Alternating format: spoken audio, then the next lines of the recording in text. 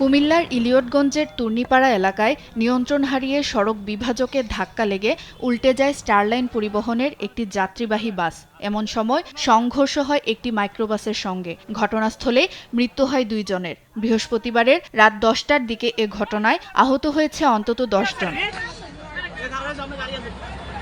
এদিকে শুক্রবার দুপুরে ঢাকা-চট্টগ্রাম মহাসড়কের দাউদকান্দিতে বাস, মোটরসাইকেল ও অটোরিকশার ত্রিমুখী সংঘর্ষে আগুন ধরে যায় বাসে। দগ্ধ হয়ে মারা যান শিশুসহ 4 জন। ড্রাইভার আর যাত্রীর কথা কাটাকাটি নিয়ে ড্রাইভারটা খুব হাইপার হয়ে গেছিল। ড্রাইভার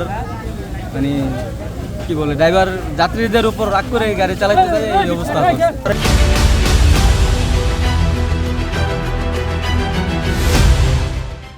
মাথা গরম হয়ে গেছে এই জায়গায় প্রথম কাটে গাড়ি ফরানো, দ্বিতীয় কাটে গাড়ি ফেলাই গাড়িটা তো উঠে রাখি ড্রাইভারের সাথে আমি তো মনে হচ্ছে আমি মারা গেছি, আমি শেষ। পরে কেমনে বাচ্চা আল্লাহ জানে, আমার মোবাইল ঘন কুয়াশায় মুন্সিগঞ্জের এক্সপ্রেসওয়েতে থেমে থাকা ট্রাকের পেছনে বাসের ধাক্কায় মৃত্যু হয়েছে 1 জনের। আহত হয়েছেন কমপক্ষে 15 জন। শুক্রবার ভোর 5টার দিকে সিরাজদিখান উপজেলার নিমতলা রেল স্টেশন এলাকায় এ দুর্ঘটনা ঘটে।